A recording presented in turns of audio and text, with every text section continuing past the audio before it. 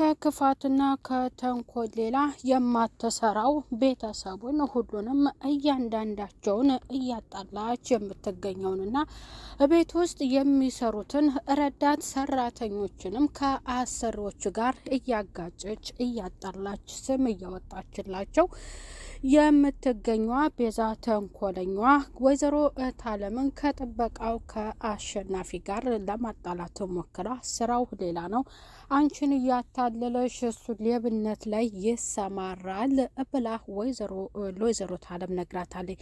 አንቺ የዋህ ሰው ነሽ፣ ለምን ሁሉን ታምኒያለሽ አለቻት። እሷም እንዳመነችው እንደተቀበለቻት ሄዳ ለሩማን አሸናፊ የት እንደሄደ ታውቂያለሽ? ከአንቺም ደብቆሻል፣ አንቺም የሌባ ተባባሪ ነሽ፣ እሱ ስራው ሌብነት ነው ብላ ለሮማን ስትነግራት ሮማንም እንደዚያ አያደርግም፣ እኔ አሸናፊን አውቀዋለሁ አለቻት።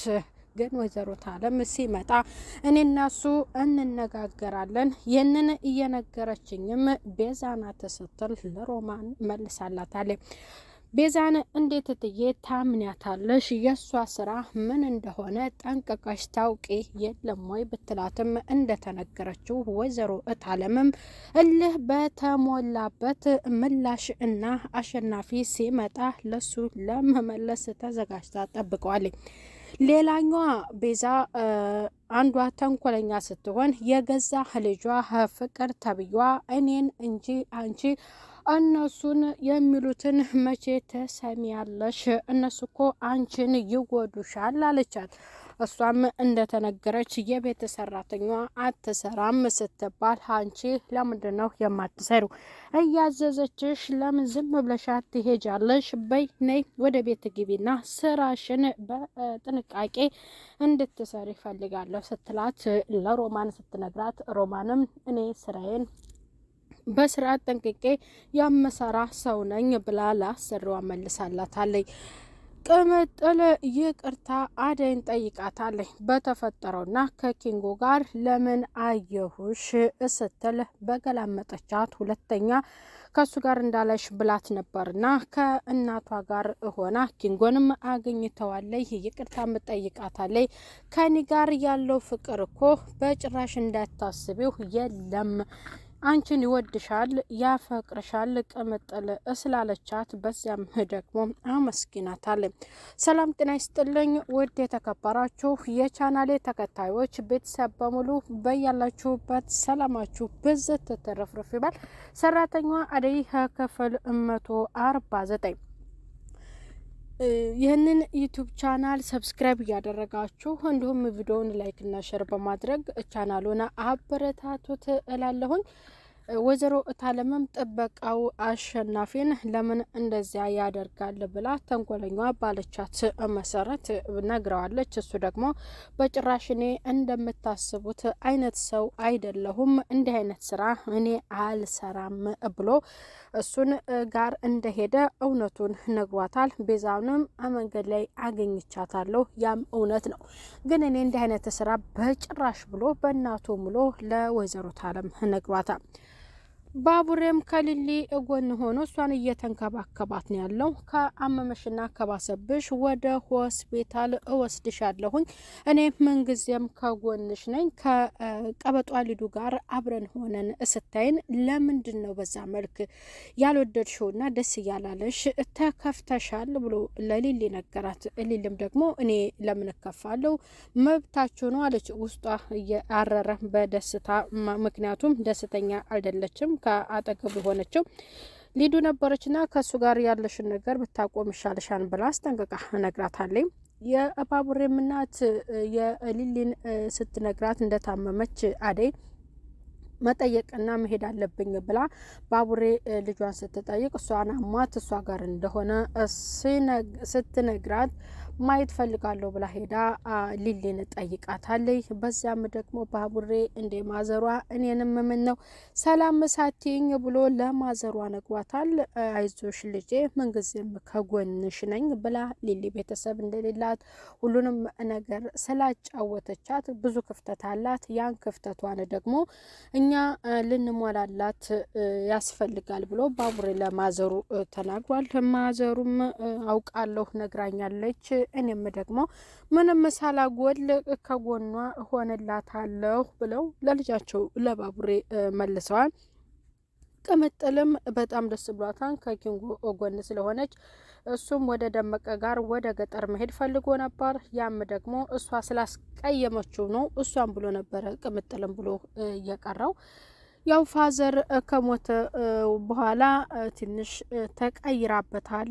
ያንንም ነግሯታል። ገጠር የአደይ አባት ደግሞ አበበ የንብረቱን የአባቱን ንብረት ለመካፈል ነው ከሌላ ሀገር ወደ ገጠር የሄደው። የአደይ አባት ደግሞ በሰላም ወደ መጣበት አገሩ እንዲመለስ አድርጉ፣ ያለዚያ ደግሞ እስከ መጨረሻው አስወግዱት ብለው ለጫንዬና ለአለልኝ ተናግሯል። አለልኝና ጫንዬ ደግሞ ያበበ አባት ለጫንዬ የቅርብ ጓደኛው ነው። እንዴት ልጁን እንደዚህ ባደርግ እንዴት እሱስ በህይወት ባይኖር ፈጣሪ ሲወደዋሉ ብሎ ያንን ስራ ሊሰራ ፈቃደኛ አይደለም።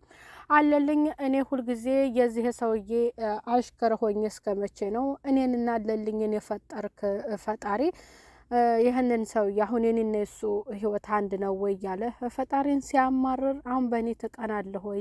ስራህን በጥንቃቄ ሰርተሃል ወይ ብለው የአደይ አባት አለልኝን ሲያፋጥጡት እኔ እኮ ስለ እርሶ እያመሰገንኩኝና እየጸለይሁለት ነበር ብሎ ውሸቱን አስመስሎ እንግዲህ ለእሳቸው ተናግሮ ና እኔ ምን ማድረግ እንዳለብኝ እኔ ራሴ ያውቃለሁ፣ ና ዝም ብለህ ተከተለኝ ብለው ወደ አበበ ጋር እየሄደ ነው። አበበ የሄለን ፍቅረኛ የበፊቱ ፍቅረኛዋ ነው። አሁንም ደግሞ አብረው እንዲኖሩ ይፈልጋሉ። እሱም ቃል ገብቶላታል። በእኔ አንተ ጥለኸኝ ሄደ በሰፈር በቀየው ሁሉም ሲስቅብኝ ሌላ ባል እንኳን ማግባት አልችልም እያለ ለሱ ነግሯለኝ። ይቅርታ በቃ እኔ ምንጊዜም ከጎንሽ ነኝ፣ እኔ አሁን ላገባሽ እፈልጋለሁ አይዞሽ ብሏት በዛ ቁጭ ብለው እየተወያዩ አቶ መስፍን ድንገት ከቻለ አንቺ እንዴት ታዋርጅኛለሽ? እንዴት ከአበበ ጋር ትቀመጫለሽ? ብሎ ከእሱ ነጥቆ ሄለንን ይዟት ሄዷል። መስፍን ደስተኛ አይደለም። የሄለን አጎት እሷ ደግሞ አበበን ትፈልገዋለች። እዛ ሰፈር አበበ ጥሏትም ስለሄደ ገጠር ባለችበት አካባቢ እንግዲህ እሱ መልሶ ካላገባት የበፊት ፍቅረኛዋ መልሶ እሱ ካልመለሳትና የእሱ ካልሆነች በሰፈሩ ሰው ደስተኛ አትሆንም ማለት ነው። ብርሃንን ካላገባውኝ እኔ ለአደይ አባት ደክሜ የዚህ ድካሜ ደግሞ መመለስ ያለበት የአደይ አባት ለእኔ የሚገባኝ ውለታ ልጃቸውን እንዲድሩኝ ነው። አለበለዚያ ፍንክች ብሏን ጫንዬ ሮማንን አግብተህ እንደዚያ ስትጫወትባትና ስትገርፋት የከረምክ ሰው እንዴት ነው አንተ እኔ ልጅህን የምታገባው? አለችው ብርሃን አርፈሽ ዝም ብለሽ ወደ ቤቴ ግቢ፣ እኔ ላንቺ ረዳት እቀጥርልሻለሁ፣ በቃ እመቤት አድርጌ ስንከባከብሽ እኖራለሁ አላት ጫንዬ። እሷ ደግሞ ያንን ነገር አልተዋጠላትም። ለአባትሽ እናገራለሁ ብሏታል። ወደ ገጠር ሄደሽ ወደ ከተማ ሄደሽ ዝም ብለሽ ከምትበላሽ የማንም ከምትሆኒ እዚሁ እኔን አግብተሽ በምቾት ባኖርሽ ይሻላል አላት። ሮማንን አግብተህ አንተ መቼ ጥሩ ባልሆንካትና ነው እኔን የተመኘኸው ስትለው እሷ ከማንም ጋር ሳያትና የማንም ሆና ነው ቤት ውስጥም የምቀጣትና እንድትወጣ የማልፈልገው ብሎ ለብርሃን ሲመልስላት የአደያ እናት ደግሞ ድንገት ከች ብለው ልጄን ምን እያደረካት ነው ብለው እሳቸው ከፍቷቸዋል። እኔ ብቻዬን መከራዬን አይቼ ያሳደግኳት ልጄን ለምን እንደዚህ ታሰቃይብኛለህ ብለው ሲናገሩ እኔ የምወስነው አባቷ ነው፣ አባቷን ጠይቄ ብርሃንን አገባለሁ ብሎ ጫንዬ በጣም እየተጋበዘ ነው። ያደይ እናት ደግሞ በዛ ደስተኛ አይደሉም። ብርሃንን ይዘው ወደ ቤት ሄደዋል። ዴቭ ሊመጣ ነው፣ በጣም ነው የምወደው ብላ ብርሃን ተናግራለች። ዴቭ ማን ነው ብለው ለማጣራት ሲሞክሩ አደይ በፊት ገጠር እንደሄደች እሷን ፍለጋ ሄዶ ከአባቷ ንጥቆ ወደ ከተማ ይዟት የተመለሰው ልጅ ነው ብላ ስትናገር እንዴት የተባረከ የተመረቀ ልጅ መሰለሽ እሳይ እንኳን መጣ መወለድና መውለድ እንደ አደይ ነው እንጂ ተወልዶ የሚያስመሰግን ልጅ አሉ የአደይ እናት። እንግዲህ በአደይ ኮርተዋል። ብርሃንም እኔም አኮራሻለሁ አይዞሽ ከጎንሽ ነኝ ስትል ለካ እስከዛሬ ስምሽ በመጥፎ ያልተነሳ እንደ ዘመኑ ወጣት ልሁን ያላልሽ እርግት ያልሽ ጥሩ ልጅ ነሽ ብለው ለብርሃንም ነግሯታን። ብርሃንም አመስግናለች እናቷን። በሌላ በኩል ቤዛ ተንኮለኛ ክፋቷን እንደቀጠለች ናት። አደይንና ሊሊን ለማለያየት ስትሞክር የቅምጥልን እናት አግኝታ ላዋራችሁ ፈልጌ ነው። አደይ አስመሳይና መጥፎ ናት። የሊሊ ጓደኛ እንዳትመስላችሁ። ሊሊ የተጠጋቻት ሀብቷንና ንብረቷን ፈልጋ ነው። የእሷ ጓደኝነት ቢቀር ጥሩ ነው እያለች ለቅምጥል እናት ስትናገር ይህንን ልትናገሪ ነው ወይ የፈለግሽኝ? አመሰግንሻለሁ። ስለ ሁለቱ ጓደኝነት የማውቀው እኔ ነኝ።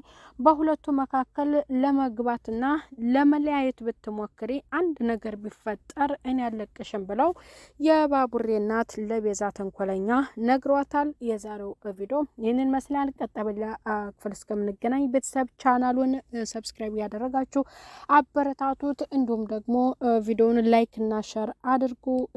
አዲስ ዩቲዩብ ቻናል ነው። ሰብስክራይብ በማድረግ ቤተሰብ